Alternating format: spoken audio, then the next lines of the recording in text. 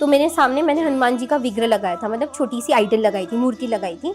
मैं 7 दिन की साधना करी थी, जिसमें मैं डेली 108 हनुमान चालीसा के पाठ कर रही थी। तो उसमें 4th डे था, और उस दिन मतलब जब हम साधना में होते हैं तो हमारे बहुत सारे नियम होते हैं कि हम फूड एक पर्टिकुलर टाइप का खाएंगे, और या तो हम कंप्लीट फास्टिंग पे रहते हैं, सिर्फ वाटर पे रहते हैं, और हम जमीन पे सोते हैं। हमारे वो नियम होते हैं, किसी भी देवी देवता के साधना में डिफरेंट हो सकते हैं। तो मेरा वो नियम सब चल रहा था। मैं उस टाइम में मौन व्रत पे थी। मैं जब मुख खोल भी रही थी तो मेरे मुंह से सिर्फ हनुमान चालीसा निकल रही थी। तो 4th डे था, और मैं शायद अपनी 8वीं या 10वीं हनुमान चालीसा पे थी, और मेरे हाथ में रुद्राक्ष की माला थी। तो धीरे धीरे जो माला थी वो हिलने लगी, तो मुझे ना मेरी बॉडी के अंदर कंपन महसूस होने लगा, विच इज वाइब्रेशंस। और जब भी आप किसी भी डीटी की एनर्जी से कनेक्ट करते हो, आपको इनिशियली वाइब्रेशंस लगते हैं, और जो गूज़बम्स आते हैं तो आपको समझ में आता है कि जैसे हम साइकिक मीडियम्स होते हैं, हमारी जो एक्सटर्नल बॉडी होती है वो इतनी सेंसिटिव हो जाती है कि हमें डिफरेंट तरीके से पता चलता है, जैसे कि गूज़बम्स आना, एनर्जीज फील होना, कानों में रिंगिंग होना, जिसको ईयर रिंगिंग बोलते हैं। इस